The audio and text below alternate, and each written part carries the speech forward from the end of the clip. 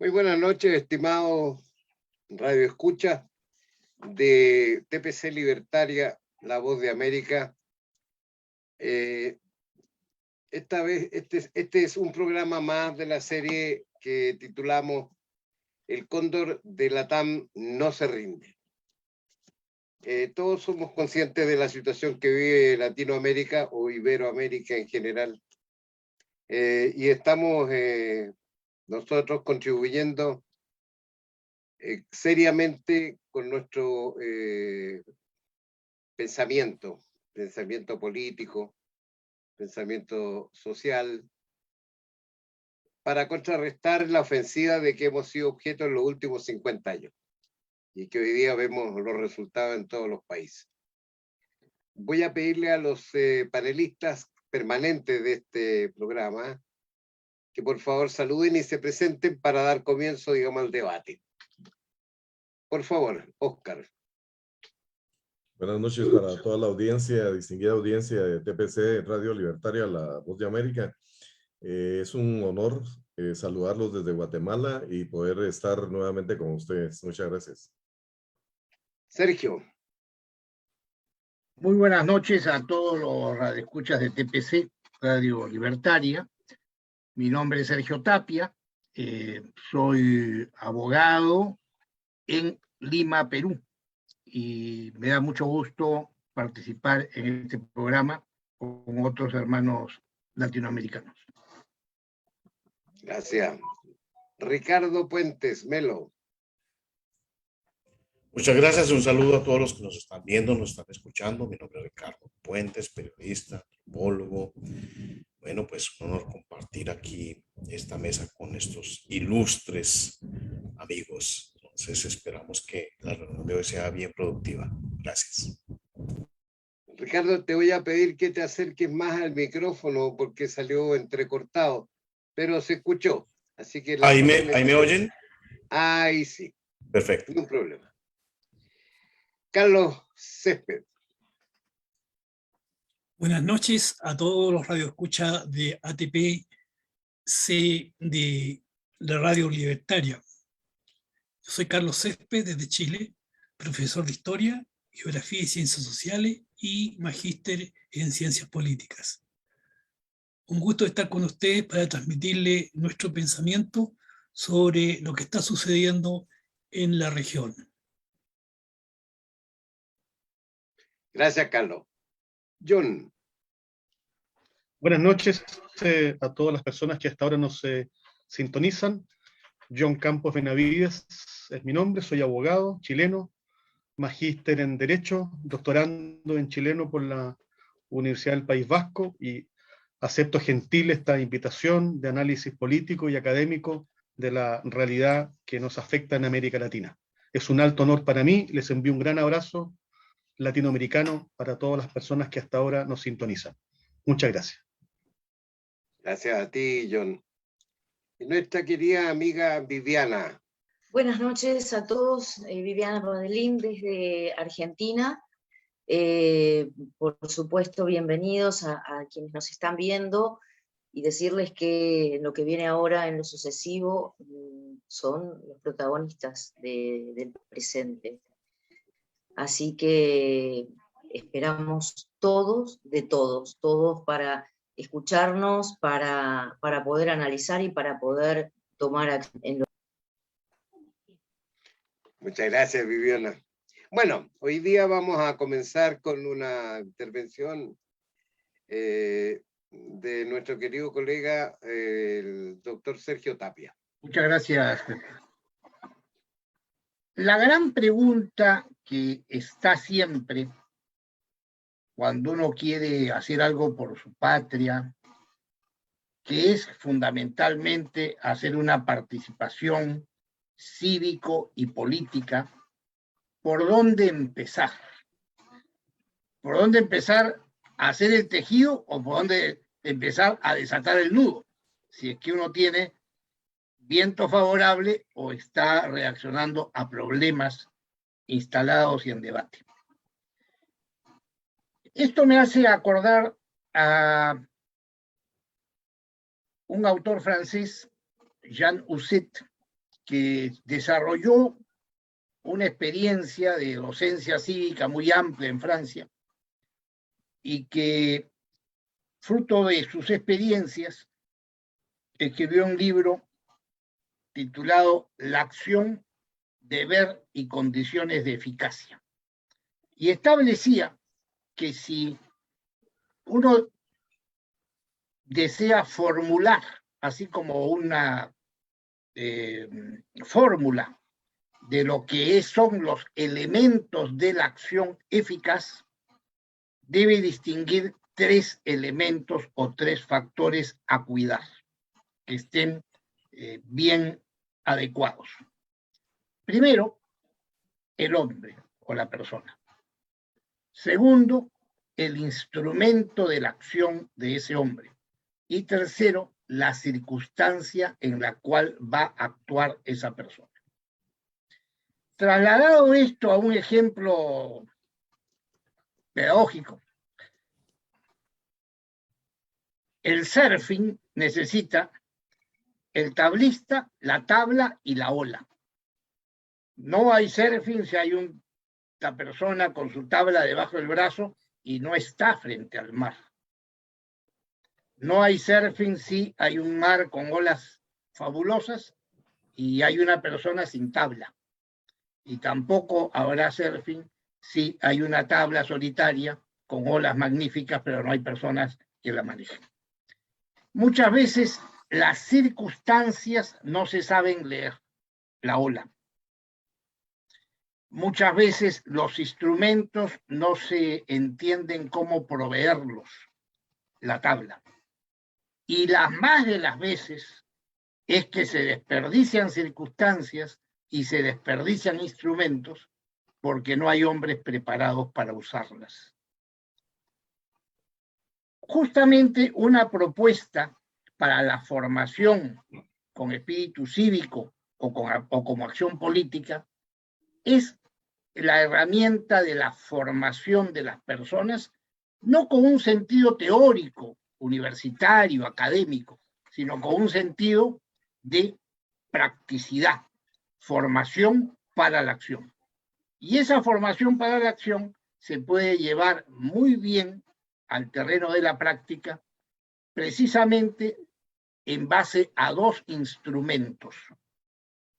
La formación doctrinal en una primera etapa, porque mandar a las personas con un tarro de pintura a pintar paredes con símbolos políticos es parte de la acción política, pero no hay ahí una pedagogía que pueda hacer que cada individuo reformule su esquema de ideas, entienda el problema de la guerra ideológica y además esté suficientemente preparado para lo que nos exige las circunstancias de nuestras sociedades hoy día.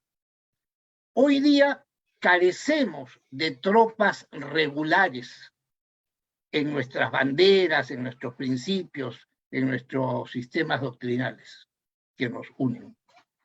Hoy día hay que hacer un comando, un paracaidista, que con poco equipo, pero suficientemente capaz de hacer algo, solo o con muy pocos, trabaja algo así como detrás de las líneas enemigas en su propia patria, asumiendo y aguantando en una posición hasta que el grueso del ejército llegue. Yo creo que esa misión la entendí bien desde que era joven. Y he tenido varias experiencias de formación de yo joven a otros jóvenes y después, bueno, por la madurez imparable de la vida, ahora a mi edad con otros jóvenes que siempre, gracias a Dios, siguen esta tarea de formar a otros. Evidentemente, en esta tarea de formar a otros, hay unos que quedan en las usinas de la formación y hay otros que pasan. Eso es un fenómeno indudable. El tema es que para la formación, que mencionaba en 2 instrumentos, la formación doctrinal tiene una prioridad indesplazable de otras urgencias. Parece mentira, pero en el trabajo político, la línea que aparentemente exige mayor tiempo y aparentemente no está en los tiempos que exigen las circunstancias, es justamente la producción que llega al fin, que es producir un ser humano, una persona, un individuo convenientemente formado. Si ustedes revisan las circunstancias que cada uno de los que estamos en pantalla vivimos a lo largo de nuestra vida, en diferentes circunstancias, en diferentes países, hay algo que los ha mantenido o nos ha mantenido a cada uno de nosotros, que ha sido la convicción en nuestros principios y valores. A pesar de las buenas épocas y a pesar de las épocas dramáticas que hemos podido tener. Es por ello que no podemos negarle a otros que pasan pidiendo formación, esa formación intelectual, que no es un intelectualismo ni es un espíritu academicista. Eso es la universidad. Un instituto de estudios políticos es, repito, formación para la acción. Pero no hay que olvidar ese aspecto. Y de otro lado, el otro instrumento es los grupos de trabajo en temas de políticas de gobierno. Hay que reconstruir no solamente el tejido social, sino hay que establecer una transformación de nuestros estados. Y eso no se logra con una nueva constitución, ni se logra con formulaciones normativas. Se logra proveyendo al Estado de personas capaces de lograr implantar políticas gubernamentales que funcionen. Y eso se aprende y se practica antes. Entonces, estos son los 2 instrumentos o las 2 líneas de la formación que es importante. Ahora, y termino en 2 minutos. Acá hay varias realidades que se nos presentan como públicos en formación. Y bueno, la vida me ha dado las posibilidades de experimentar en esas varias realidades. Ya desde una edad corta, como son de 8 a 11 años, hay necesidad de formar a los niños próximos a la adolescencia en valores cívicos, en identidad histórico-nacional y en virtudes. Y un excelente instrumento de acción formativa para ellos son los campamentos juveniles, donde se puede matizar el trabajo del vigor, de lo que cuesta vivir en una carpa, vivir en un campamento, de subir una montaña, y la necesidad de que estos chicos reciban una formación cívica adecuada a su edad. Las experiencias que yo he visto en otros países y la experiencia que hemos realizado en el Perú desde hace 25 años ha dado excelentes frutos. De otro lado, es otra la identidad del joven en secundaria. necesita acción, pero ya tiene una mente más escudriñadora y especulativa. Estoy hablando de estándares, no de fenómenos singulares. Pero también la vida de campamento, en otro nivel formativo más profundo, similar a la de los chicos más pequeños, es importante. Otra forma de formación complementaria que no hay que olvidar es en la tercera etapa de una persona, que es en el estudiante universitario. Hoy día la universidad deforma ideológicamente.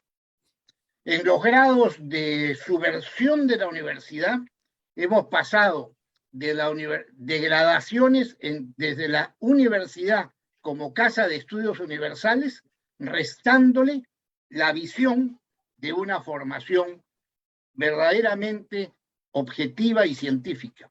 Y hoy día nos movemos entre universidades que se consideran muy buenas porque son expedidoras de títulos, nada más.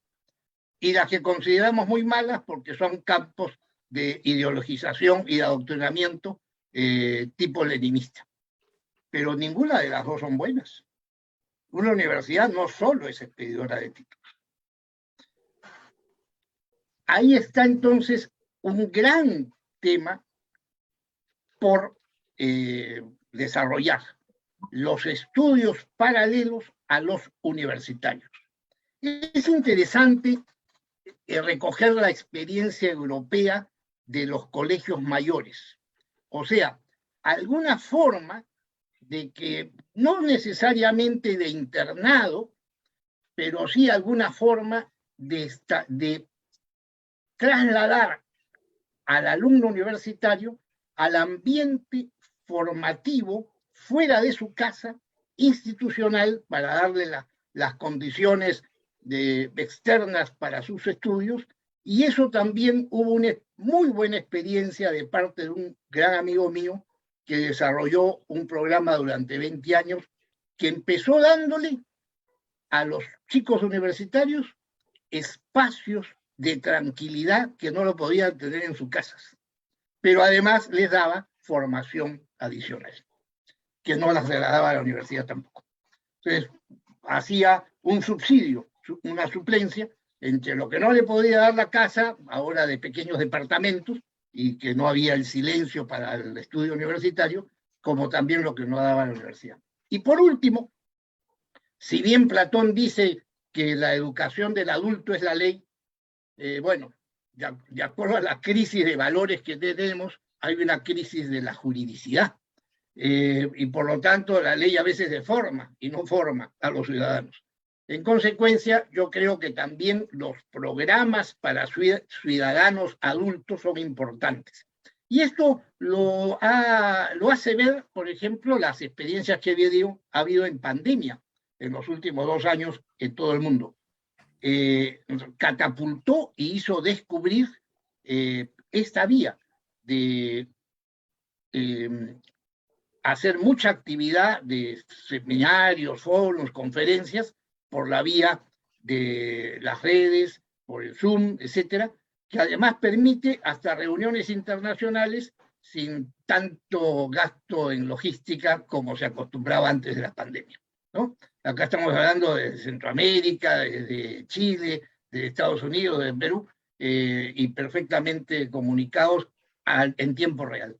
Entonces, todo eso hay que encontrarlo. Bueno, ante esas experiencias, y además el hecho de que también priorizando auditorios, o blancos auditorios, es prioridad trabajar sobre los docentes escolares. Ese es un campo o un sector de la población importante que ha sido totalmente abandonado a la ideologización marxista en la mayoría de nuestros países. Segundo, es importante priorizar el auditorio de los empresarios, líderes naturales de la sociedad, pero hoy día en una crisis de compromiso, de sordera y de ceguera y de impasibilidad realmente que llama la atención, que les dice su condición de liderazgo o de clase de liderazgo. Y por otro lado, hay que cuidar la ideologización en nuestras Fuerzas Armadas y Policía, ocupando aquellas cátedras o funciones de profesor que están generalmente en manos de civiles. Precisamente algo que los institutos de estudios políticos deben de cuidar es de sacar un incremento generacional de personas con vocación a ser profesores. Hay mucho abandono de las universidades y de los institutos de la Fuerza Armada respecto a la pobreza que hay en el profesorado civil en sus instituciones. Los partidos políticos tienen necesidad de formación de sus militantes, de sus prosélitos.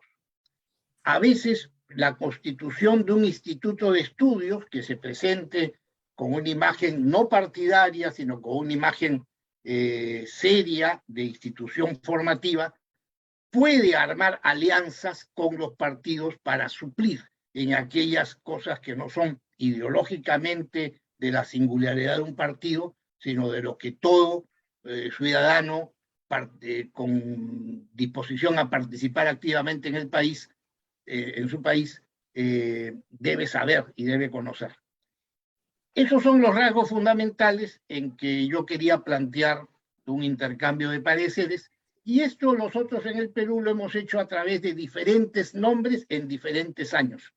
Pero en este tema estoy yo desde mi segundo año universitario en 1969 hasta el día de hoy.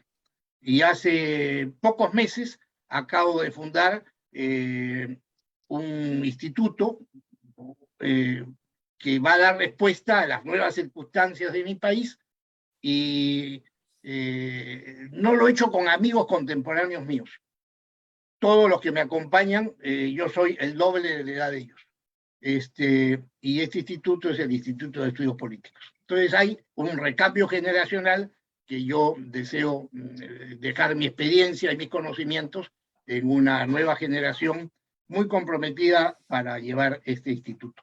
Tanto así que estamos ahora, un poco antes del inicio de este programa, por iniciativa de uno de los jóvenes profesionales del instituto, estamos participando el lunes próximo en un debate de proyecto de ley en el Congreso del Perú, como participando este instituto en este debate.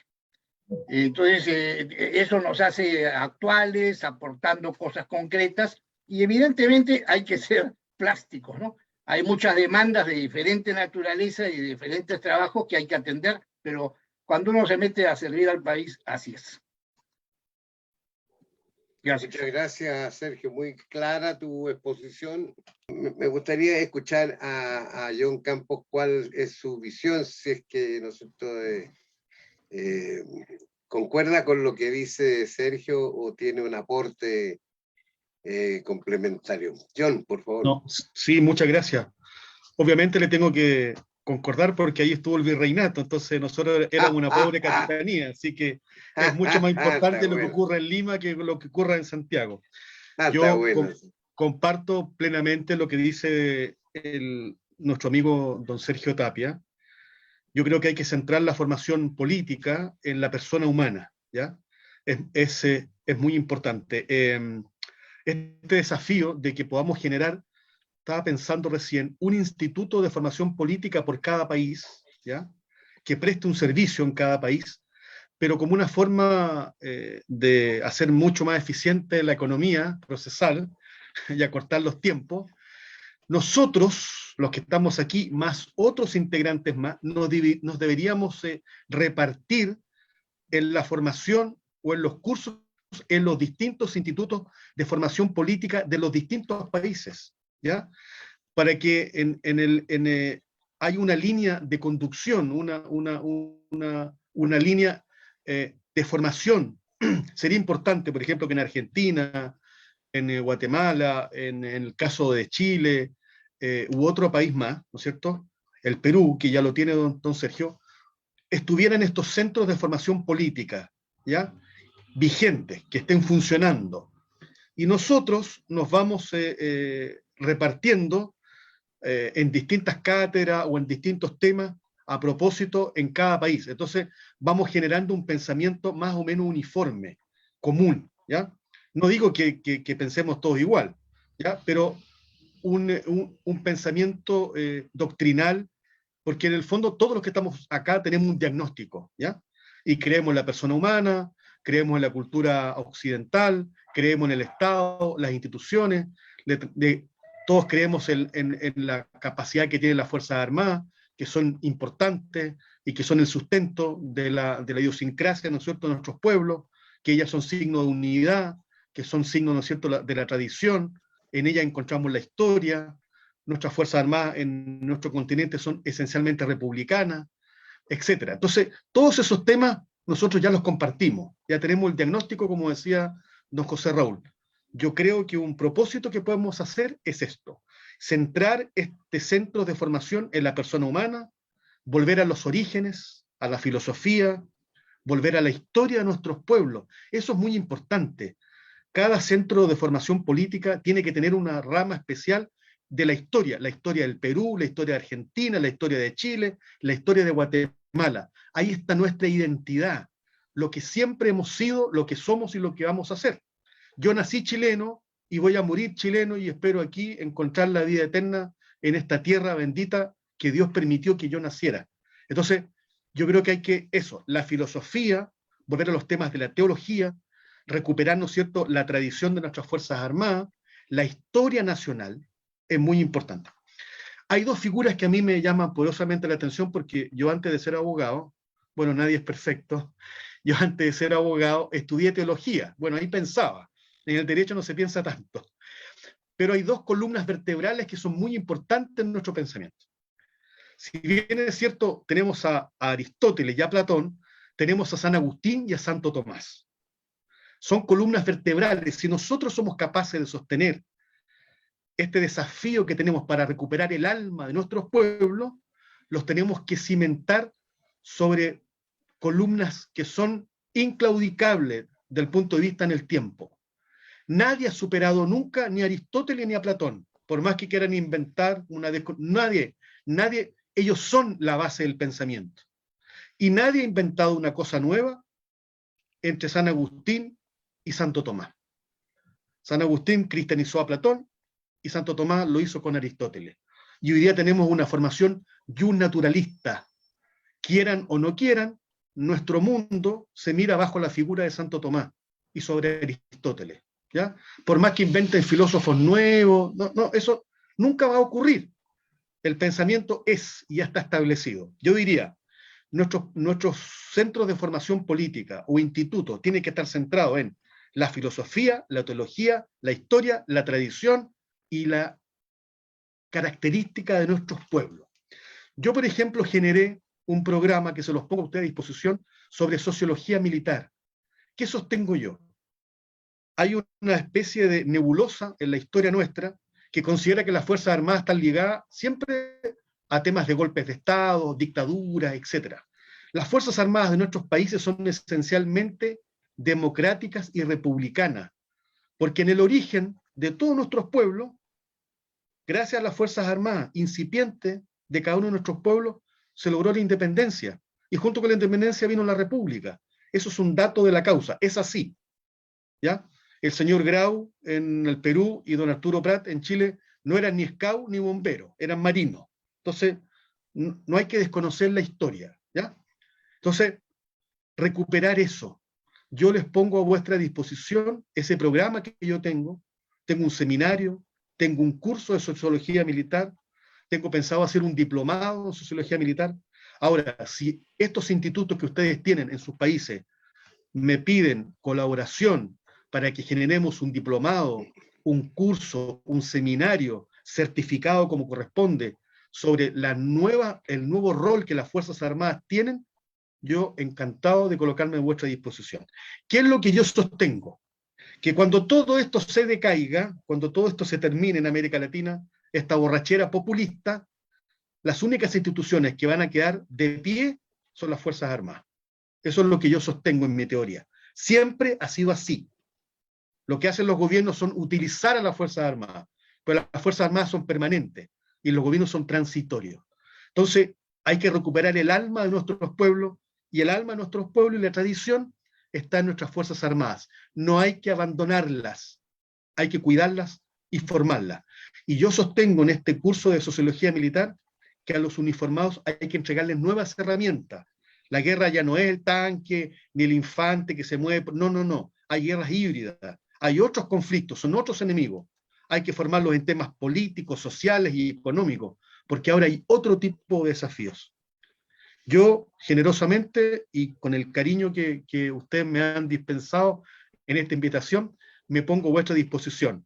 Y les digo desde ya que nosotros nos tenemos que repartir en nuestros distintos centros de formación políticas nacionales para generar una sola doctrina, una línea de acción, cimentada en valores que son permanentes.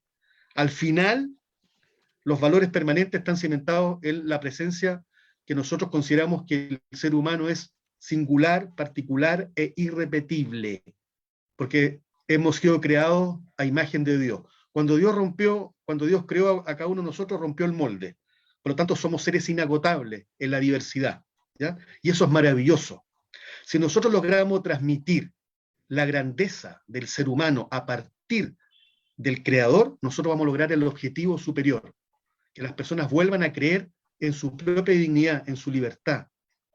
Ese tiene que ser nuestro propósito político. Yo creo que ese es el desafío. Y yo los invito a que nos pongamos a trabajar.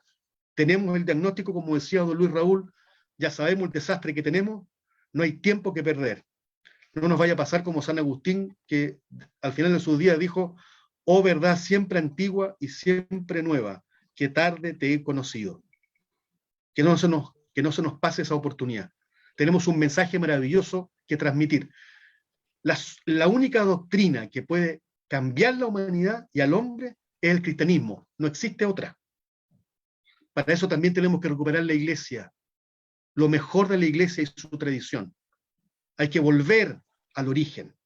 La iglesia, las Fuerzas Armadas, la patria, la tradición, nuestra historia, nuestros símbolos, lo que nos identifica, y no esta cosa globalista, universalista, en que parece que somos todos iguales. Eso es falso. Nunca seremos todos iguales. Nacimos distintos y moriremos distintos. Eso. Muchas gracias por la oportunidad. Totalmente de acuerdo contigo, John. Son politicón. ¿Quién dijo eso? Ah, el hombre es un animal político. Eso es muy cierto. Ahora, Viviana, ¿qué te parece lo que has escuchado hasta el momento? Ahí se me oye.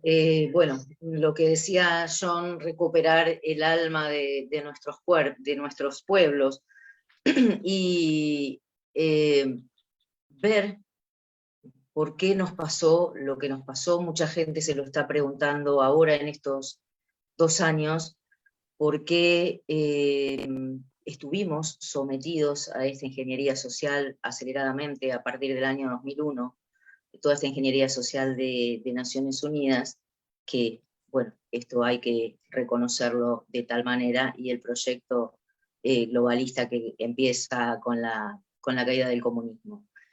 En esa recuperación, reconocernos que sí hubo una intención muy clara de destrucción de la familia y que se ha llegado a una nueva reconfiguración social, y cómo desandamos el camino y volvemos hacia atrás o vamos hacia adelante, por supuesto con nuestros valores, con esos valores de la clase media, con nuestras tradiciones y con la identidad de nuestros pueblos.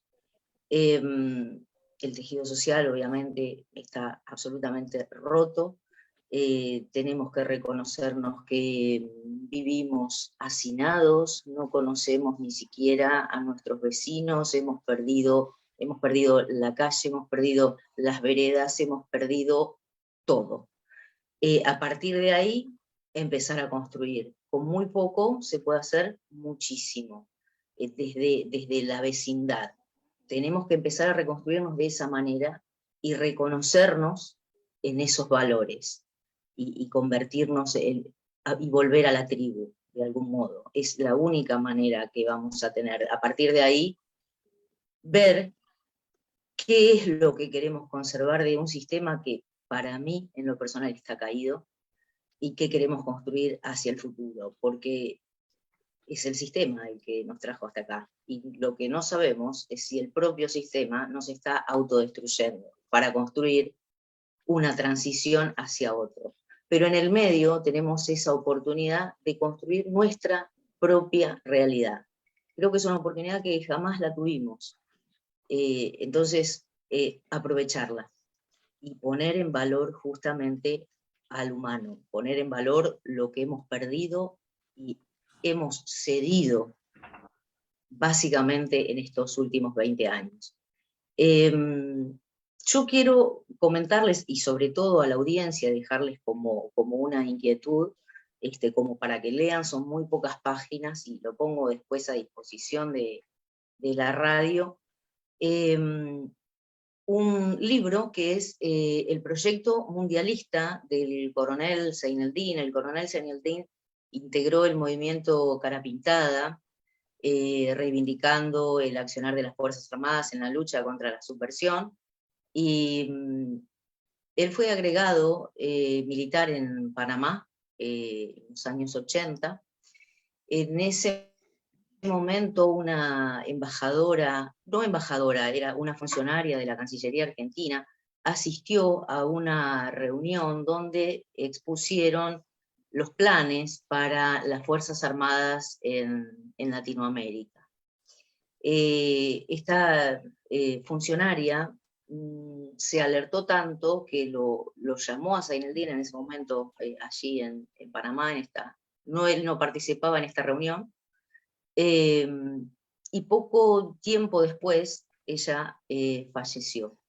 Con los documentos y lo que le contó esta funcionaria al coronel Zaineldin, él hizo un libro estando preso en el año 92, y quería sí compartir con ustedes algo muy cortito, que dice: pasamos entonces a describir de qué manera este cambio en ciernes, llamado nuevo orden, modificará las fuerzas y los componentes del potencial de las repúblicas históricas y tradicionales de Iberoamérica. La fuerza espiritual. La acción que se ejecuta sobre este factor intentará consolidar un cambio cultural con el propósito de destruir la concepción cristiana de que el hombre está hecho a imagen y semejanza de Dios, por ende capaz de una realización integral, para reemplazarlo por las creencias paganas de la nueva era, que contemplan al hombre en opuestos a su esencia humana, es decir, como hombre-dios, superhombre, etcétera, o a la altura de los animales. Esta acción se corona al eliminar la moral cristiana y su reemplazo por una engañosa ética civil y democrática, con reglas constantemente alteradas que favorecen, obviamente, el proyecto de los consorcios del poder internacional. Esto fue escrito en el año 92 y detalla claramente todo lo que empezó a ocurrir a partir del 2000 o 2001 en este rediseño social que vivimos, yo diría, en Occidente.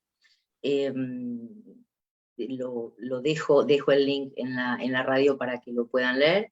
Y bueno, en nada se ha equivocado, y quería compartir con ustedes algo más. Con respecto a la cultura, dice: alteración del sentido de la historia, de las tradiciones y las costumbres por pautas mundialistas, contribuyendo a modificar el sentimiento patrio y el consecuente derrumbe del espíritu nacional. El impulso del indigenismo, desplazando al criollo, con la finalidad de promover los movimientos guerrilleros. La finalidad última de esa acción es la de posibilitar la ocupación de zonas ricas y conservarlas hasta que los consorcios de poder internacional lo dispongan. Bueno, con esto ver un poco lo que decíamos en el programa anterior, quién financia a la izquierda y para qué. Creo que eso también tenemos que verlo. Gracias, Pepe. Viviana, nombraste un coronel, si no me equivoco. Seineldin. ¿Cuál es el apellido? Seineldin. Seineldin, sí lo ubico. El coronel cara pintada. Sí, me suena muy bien. Me parece que era de caballería o algo así. Era un hombre muy conocido en Argentina. Sí, bueno, él integró el movimiento Cara Pintada, estuvo preso, era un militar difícil para el sistema, razón por la que va a Panamá, y después obviamente termina preso, indultado 2 veces, y bueno, nos deja acá el legado de lo que no es su obra, sino la recopilación de lo que él obtuvo de esta funcionaria que asistió a esta reunión, que era el futuro de las Fuerzas Armadas en Latinoamérica. Interesante va a ser leer ese libro. Ricardo Puentes, ¿qué te parece los aportes que se han hecho? Bueno, estoy escuchando atentamente. Con Viviana nombró la palabra clave que yo he venido difundiendo, que es formación en valores, pero valores cristianos. Estoy escuchando atentamente a Sergio, a ti, a John Campos. John Campos dijo una gran verdad, y es que nuestro mundo está bajo la óptica, la filosofía totalmente de Aristóteles. A John le parece eso bien, a mí me parece que ese es el problema, porque Aristóteles no cristiano, Tomás de Aquino no cristianizó a Aristóteles, sino que paganizó el cristianismo. Todos sabemos que hay solamente 2 grandes corrientes, 2 grandes ideologías que rigen nuestro mundo moderno, que son el humanismo, donde entra Aristóteles, donde entran todas estas religiones que Viviana mencionaba como Nueva Era, que Pepe decía que todas las religiones estaban bien, que era la espiritualidad. No todas las religiones están bien. El budismo no está bien, el islam no está bien, y nuestro mundo debería seguir los valores cristianos, no los valores del islam, ni del budismo, ni de la nueva era tibetana. John mencionaba eso precisamente. Ese es el gran problema. Las 2 grandes ideologías que han dominado a la humanidad desde el Renacimiento son el humanismo y el cristianismo. El humanismo ahí cabe todo eso. Y el propósito del humanismo, John, Sergio, era ese: rescatar los valores de la antigüedad grecorromana. ¿Cuáles eran esos valores? Los dioses del Olimpo, que regían toda la sociedad moderna, todo el imperio. Aristóteles era seguidor de eso, Platón, toda esa antigüedad que intenta rescatar, o que rescató Tomás de Aquino para envenenar el cristianismo, es eso, paganismo. No es nada más ni nada menos, y ese ha sido el gran problema. Por eso estamos discutiendo aquí en este espacio qué filosofía, qué filósofos, a quién seguir, qué esto, qué lo otro, cuando esto tendría un remedio muy sencillo, que es: regresemos a los valores morales absolutos contenidos en las Escrituras. Punto.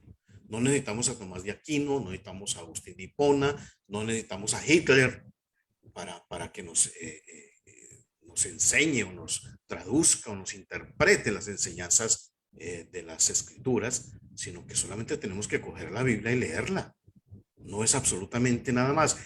El Imperio Romano, lo he mencionado muchísimas veces, cae por eso. Era un imperio pagano donde entra el homosexualismo, porque esa antigüedad, John, esa antigüedad incluye un tipo de religiosidad, Sergio, incluye un tipo de religiosidad pagana, donde está mezclado sacerdotes homosexuales, sacerdotisas lesbianas, que es el mismo Zeus, era un homosexual reconocido. Y eso es lo que ha producido la caída de los grandes imperios. Lo menciona la Biblia. El homosexualismo es el principal motor de toda desgracia de la humanidad, de toda desgracia de cualquier sociedad, por cuestiones que la Biblia menciona que muchos creen y que otros no creen, pero la menciona que donde hay inmoralidad sexual de ese tipo, la que llama abominación, se empobrece la tierra, llega el delito, llega el caos y cualquier sociedad cae. Entonces, eso me impactó mucho lo que dijo John Campos, de volver a Aristóteles, pues en eso estamos. Y lo que dijo es cierto. El mundo entero yace no sobre el poder del inicuo, tal vez sí, pero bajo Aristóteles. Ese es el gran problema. Me impactó de Sergio que él habla de formación en política, valores cívicos y virtuosidad, pero le tiene mucho miedo a la palabra Biblia o cristianos, porque es que hay virtud, como yo le comentaba a un amigo con el que estuvimos hablando, que es argentino, él defiende los valores, pero yo le preguntaba cuáles valores, o sea, valores basados en qué, en la sociedad de Turquía, en la sociedad rusa, en los escandinavos, en los masái. ¿Cuáles son los valores? ¿Cuáles son los valores que debemos conservar? Y ahí es donde tenemos la propuesta, son los valores cristianos. ¿Dónde se encuentran? No en Aristóteles, no en Agustín de Hipona, no en Juan Pablo II, ni siquiera en el Papa Francisco. Se encuentran en las Escrituras. Sergio habla de ese tipo de formaciones y habla de un mecanismo que son más o menos como los campamentos juveniles. Los campamentos juveniles sirven para cualquier cosa. Hitler los usaba, era su máxima organización juvenil, porque sabía que se podía adoctrinar jóvenes, y yo no creo que un campamento juvenil pueda enseñar valores, sino que eso debe ser de la familia, como dicen las Escrituras. Los jóvenes deben ser educados por sus padres, y los padres tienen que ser buenos cristianos si quieren tener hijos con buenos valores. En septiembre de 1939, las juventudes hitlerianas tenían casi 800,000 jóvenes líderes. Multipliquemos eso por 10 solamente. A ver el impacto que hizo en la Alemania de 1939, y miremos los años posteriores, qué fue lo que pasó con eso. Eran sus valores juveniles, sus valores nacionalsocialistas, pero valores. Entonces, yo creo que antes que un instituto que enseñe historia, pues es importante conocer la historia, pero siempre hay muchas versiones de la historia. Y eso lo podemos resolver simplemente conociendo los valores. Solamente los valores morales absolutos contenidos en las Escrituras nos van a demostrar, nos van a probar quién está haciendo bien y quién está haciendo mal. No lo va a decir ni el señor Pinochet, ni el señor Álvaro Uribe, ni el señor Macri, ni Menem, ni siquiera Trump. Ellos no nos van a enseñar absolutamente nada de valores ni de realidad histórica, sino que los valores morales absolutos que están en las Escrituras, que vienen de Dios, son los que nos enseñan. Pepe creo que fue el que mencionaba acerca del valor, fue Viviana, del valor de un hombre, del ser humano con un propósito en la vida. El único libro, la única filosofía, si les gusta esa palabra, que nos enseña el papel predominante del hombre y su papel en la historia, su propósito en la vida, son las Escrituras. Ese es el propósito del hombre. Viviana hablaba muy sabiamente de primero empezar a actuar en nuestra comunidad cercana. Eso es un principio cristiano, eso es un principio bíblico. Tenemos que empezar a impactar nuestra familia, nuestro barrio, nuestra localidad, nuestra ciudad, nuestro país. Para eso son las fronteras. Para eso Dios creó también y aprobó el tema de la división territorial, porque todo tiene un propósito. Por eso el globalismo quiere romper con eso, quiere romper con los valores cristianos, quiere decir que el homosexual está bien, quiere decir que todas las religiones nos llevan al mismo lado. Eso no es cierto, no los llevan al mismo lado. El cristianismo es digamos, la única ideología, si quieren mencionarla, si quieren bautizarla así, que nos va a llevar al lugar correcto y a un propósito correcto, bendecido por Dios. Eso es lo que quería comentar. Muchas gracias. Muchas gracias, Ricardo. Interesante tu punto de vista. Obviamente no se trata de ser fundamentalista o quedarnos en una sola base doctrinal espiritual, porque hay muchas religiones en la humanidad, digamos, que predican de distinta manera los mismos principios. Es decir, no conozco religiones del mal, que esas ya son otras cosas. El Islam Son no es una religión del desviaciones. bien, Pepe. El Islam no es religión del bien y el budismo es religión del bien. Y no predican lo mismo que predican las escrituras. El satanismo tampoco predica lo mismo que predican las escrituras. O sea, no todas las religiones nos conducen a lo mismo. Si tú quieres Claro, decirle a eso, pero tenemos que guiarnos por... si tú quieres decirle eso fundamentalismo, pues bienvenido. Pero tenemos que guiarnos por el resultado, es decir, mira el resultado. La única constitución los basada en los que han valores cristianos. seguido esos pensamientos confucianos, budistas, etcétera, no se han convertido en pueblos salvajes, sino que por el contrario, en muchos aspectos han superado humanitariamente al salvajismo de Occidente. O sea, hay algo que discutir ahí, digamos, no es un tema teológico, sino que es una mezcla de no es teológico, es de valores morales cristianos, no es de teología. La teología es otra cosa, Pepe, pero ¿cómo vas a hablar de que el Oriente nos va a enseñar sobre... Eso es nueva era, Pepe. Eso es lo que enseña la nueva era, que el Oriente allá, el budismo y todas estas religiones, el sintoísmo, los señores lamas, nos van a enseñar a nosotros, los cristianos, de espiritualidad. Ese es el problema, ese es el gran problema, Pepe. Sí, yo creo que el problema está precisamente en afirmar, yo soy cristiano, pero afirmar la religión, digamos, desde ese punto de vista, como base de la política, yo encuentro que tiene un riesgo, así que, porque la hace un poco fundamentalista, y eso o sea, no sé, bueno, es un punto de vista. En todo caso, esto se tiene que consensuar, porque como tal lo dije antes, es bueno que sean los conceptos sean congruentes para poder constituir una doctrina, que es lo que hablaba Sergio. Es decir, si los conceptos van a estar contrapuestos, no van a ser doctrina. Es decir, aquí no se trata de imponer una idea sobre otra, sino que de alguna forma compatibilizar los conceptos, ¿no es cierto?, de manera de hacerlos cumplir con el propósito de poder orientarlo hacia la sociedad. Y hoy día tenemos que darnos cuenta de la realidad social. La realidad social es que está absolutamente ajena a la espiritualidad y ajena a la religiosidad, absolutamente. Carlos. Interesante la conversación que estamos llevando a cabo. Me parece muy importante. Yo creo que los valores cristianos que yacen en la Escritura son válidos.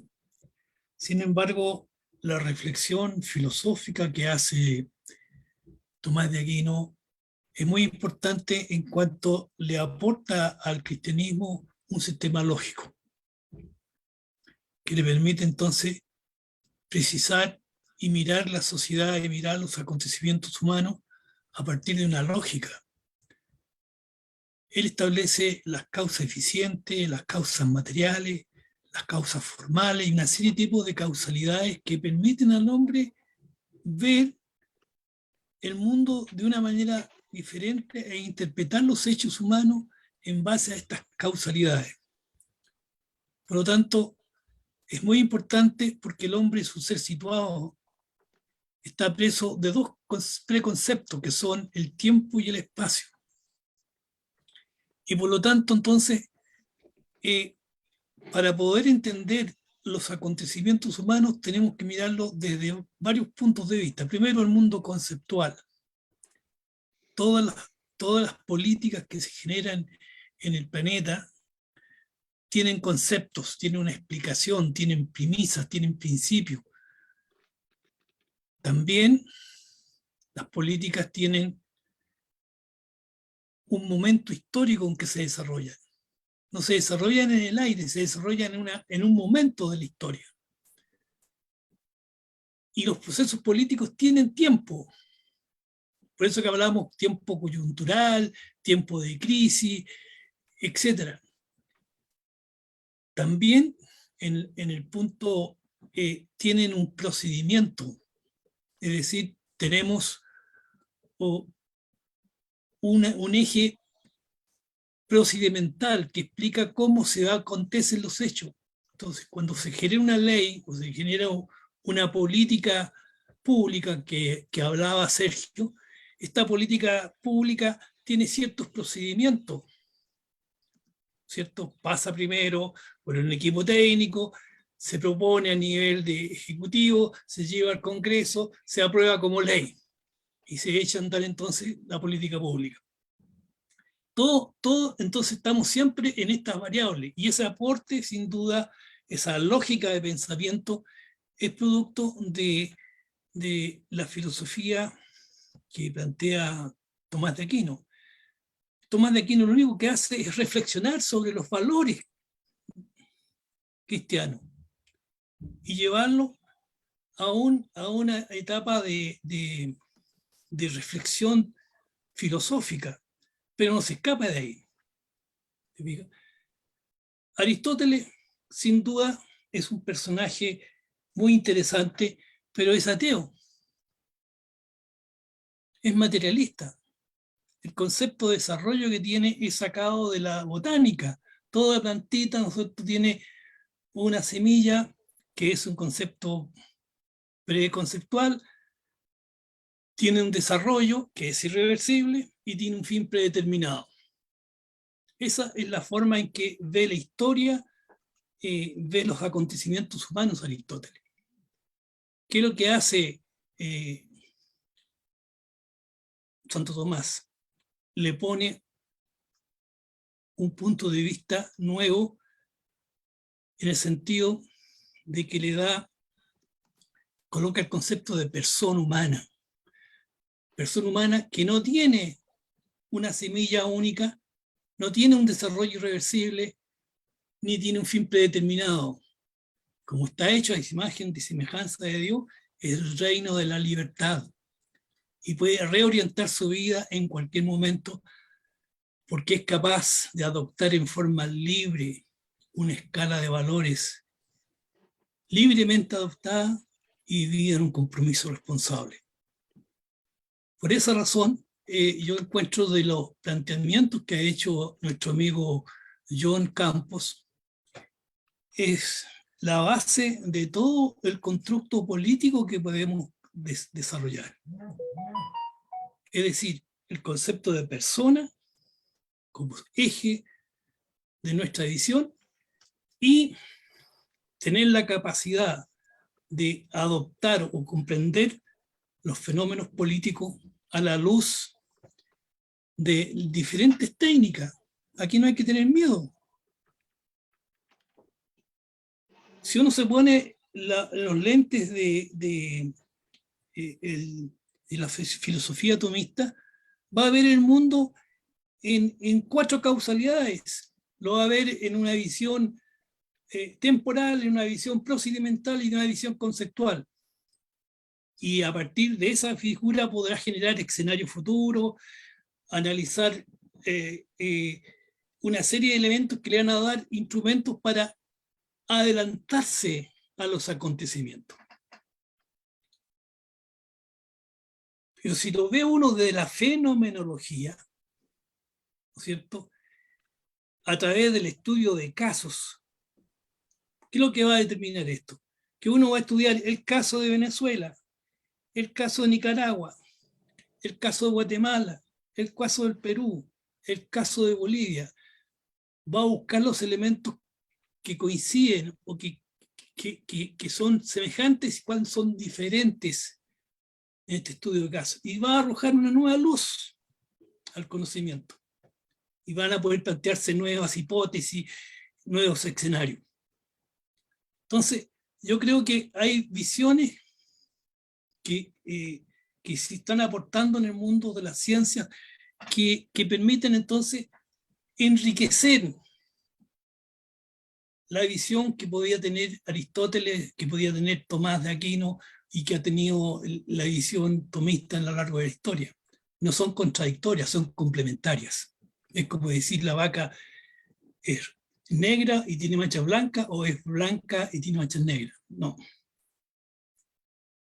Es complementario. Entonces, cuando uno se mete en metodología científica, fundamentalmente, va a descubrir que el método científico aporta algunos elementos importantes porque permite llevar a la estadística, hacer algunos experimentos sociales y te entrega alguna información.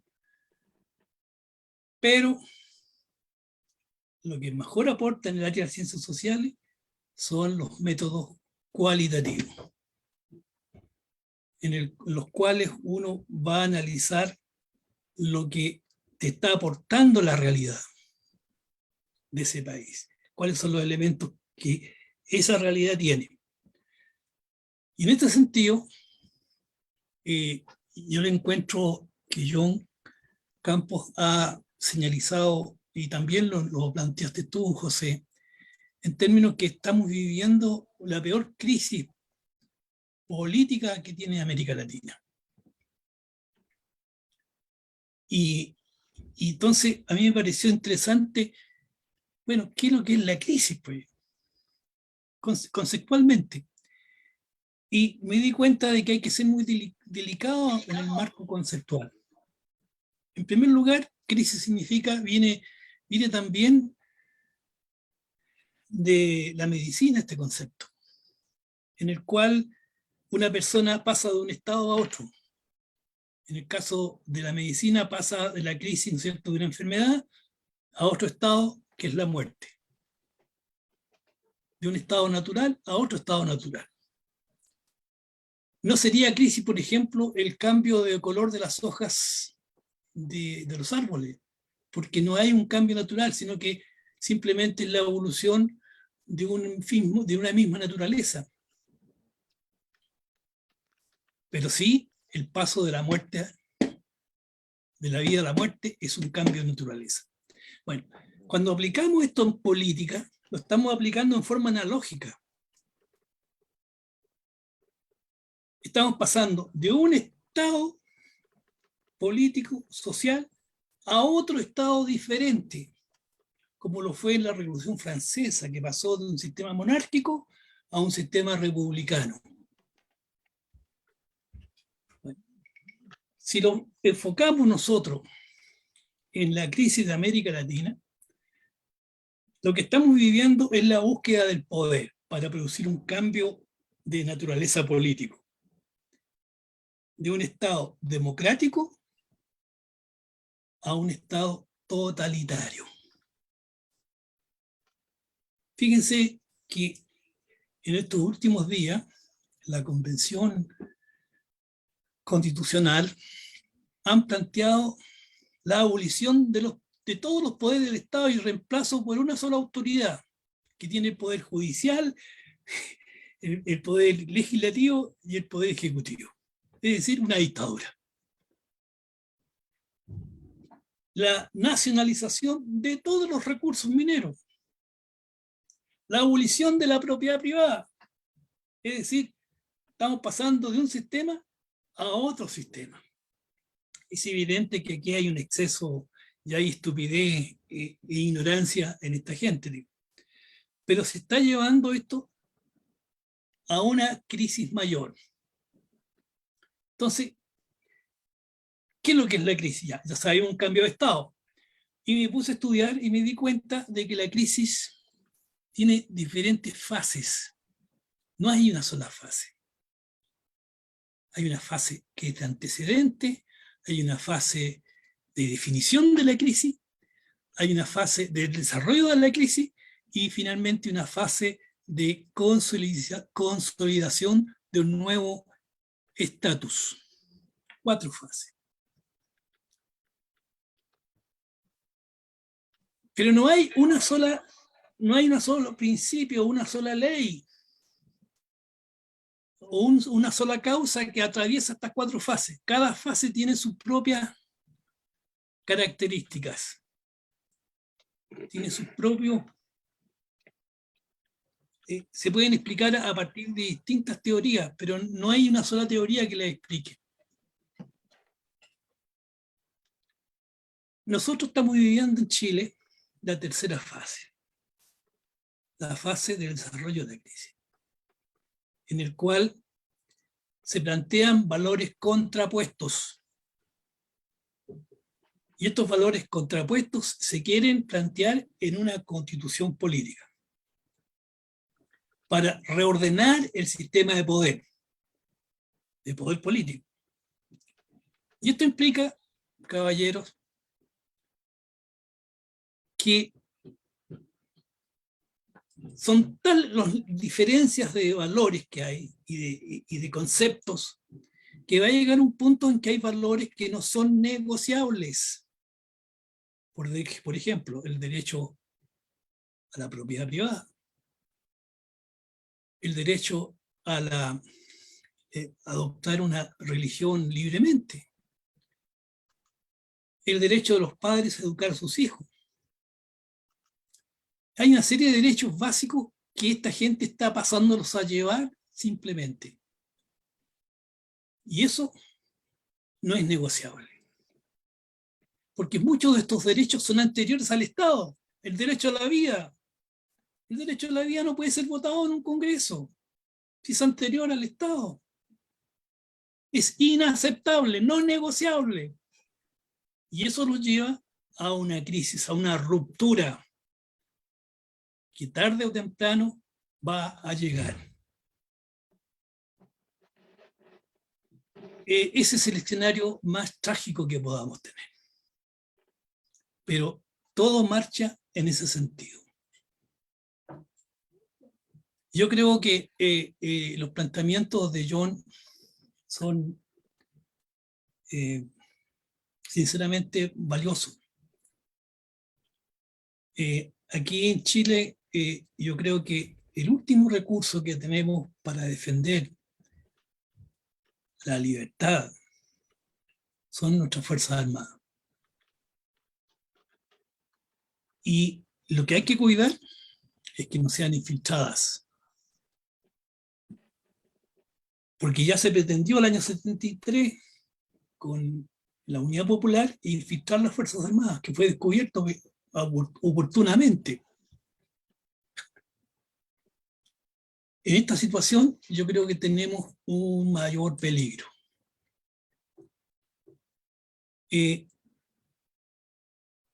Ya sabemos entonces, con esta teoría de crisis, lo que viene. Entonces, si sabemos lo que viene, tenemos que organizarnos para enfrentar ese nuevo escenario. Y punto. Yo creo fundamentalmente de que debemos ser capaces nosotros de generar en cada país de América Latina un instituto y poder comenzar a educar. Pero yo pienso que tiene que educarse una vez que pasemos esta crisis. O sea, para enfrentar esta crisis, pero fundamentalmente después que pasemos la ola de la crisis que estamos viviendo. Que sea algo permanente. Ahora tenemos que actuar simplemente como emergencia, pero debemos ser capaces de proyectar esto en el tiempo para que sea un hecho sustentable en el tiempo.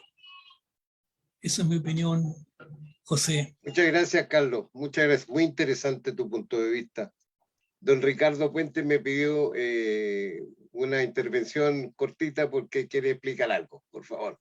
Ricardo. Sí, es muy corta, no voy a molestarlos mucho más con mi tema, pero pues a lo último que habló Carlos, digo que Tomás de Aquino, es que el problema es ese, el problema que no lo han querido ver muchos patriotas incluso es ese, es que estamos basados en el humanismo y no en el cristianismo. Humanista, Tomás de Aquino, clarísimo. Tomás dice Carlos que Tomás de Aquino le puso lógica al cristianismo, como si el cristianismo no tuviera lógica. Dice que Tomás le puso esa lógica, y yo digo, le puso la lógica pagana. La lógica pagana se la puso al cristianismo y dice que Aristóteles era materialista. No, Aristóteles creía en seres superiores, en seres espirituales, creía en su Olimpo de dioses paganos, por supuesto. Mire, yo lo repito y quiero que quede muy claro para la gente que está escuchando, es que en esos valores de la antigüedad que se rescatan en el Renacimiento, esos valores de la antigüedad son valores paganos. Así fue que formaron el humanismo, que se ha convertido en la base de toda la ciencia, de toda la moralidad, toda la filosofía.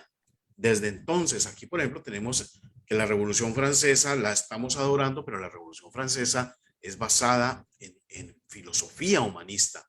Por eso fue un fracaso, por eso fue tan sangrienta. Y tan cierto es que no cambió nada, que quitaron los reyes y no pusieron una república democrática. Pusieron en 1804 el Senado.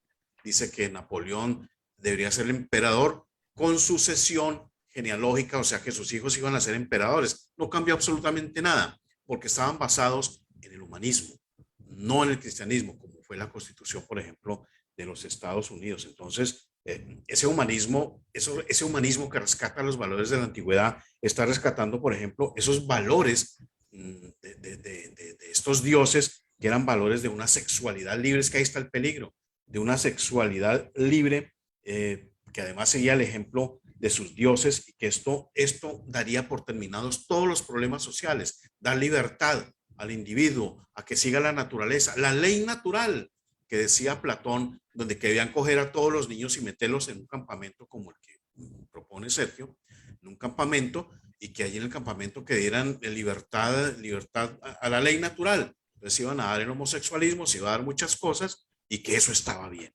porque era la ley natural. Esa ley natural la coge Tomás de Aquino y para atacar, entre comillas, la inmoralidad sexual, solamente usa ejemplos de la antigüedad y usa como autoridad a Platón, pero jamás menciona, siendo cristiano, esos ejemplos encontrados en las escrituras respecto, por ejemplo, a Sodoma y Gomorra, o a lo que dice Dios sobre ese tema. Entonces solamente quería decir eso. Esa ley natural que Tomás de Aquino defendió no es otra que una ideología, que una filosofía del humanismo. Hay dos grandes corrientes ideológicas: humanismo y cristianismo.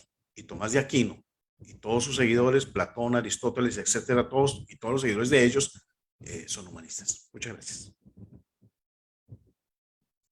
Bueno, bien, gracias, Ricardo. Pepe, una cosita, sin ánimo de prolongar esto, pero ya que he sido referido varias veces, quisiera aclarar lo siguiente. No es momento para coger el guante de una polémica en esos términos con Ricardo, a quien lo conozco y respeto mucho su trayectoria y testimonio valiente en la política colombiana, pero, mi querido Ricardo, quiero expresarte con la misma libertad que tú te has expresado mi total disentimiento con tu manera de ver las cosas en ese aspecto. Pero lo que sí quiero aclarar, no en el problema de cómo consumes la filosofía de Santo Tomás y la cristiana, lo que sí quisiera aclarar es que no reduzcas a una caricatura de nazismo un instrumento que no tiene contenido ideológico, que son los campamentos. Yo tengo mucha experiencia de lo que es la educación del aire librismo, como se llama a estas cosas, pero nunca he hecho un campamento nacional socialista en mi vida. Por otro lado, y acá termino, es importante en la tarea de la formación política sí formar en virtudes. Y la formación en virtudes no es teorética, no es una charla, es el ejercicio práctico de hábitos de conducta buenos. Ahí está la virtud. Quería aclarar eso nomás y muchas gracias, Pepe, por haberme dado la palabra. Muy bien. Bueno, como podemos darnos cuenta, estamos profundizando el tema de a poco, desde distintas perspectivas, lo cual es muy enriquecedor.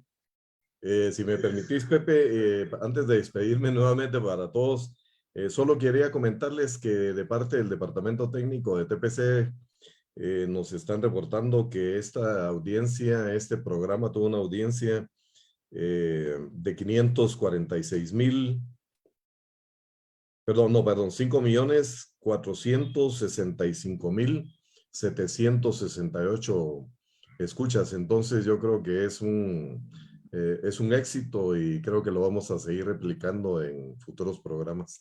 Muchas gracias. Algo que nos pueda hacer llegar John Campos, o sea, pero yo preferiría... Sí, les voy a hacer llegar la suma teológica, todo, una colección completa para que... Sí, pues si la suma teológica. Ese es muy la tengo bueno. atrás, esa es el respaldo que tengo atrás. La suma teológica, la Un base gran de la abrazo, filosofía Ricardo, tomista. un gran abrazo para ti. John, yo también estudié teología. Tengo el magíster Bueno, en teología. este ambiente es muy positivo porque podemos, digamos, profundizar en la temática sin discrepar profundamente, digamos, sino que tratar de llegar a la convergencia, dado que todos tenemos en esencia el mismo objetivo final, o sea, defender nuestro continente o subcontinente del totalitarismo.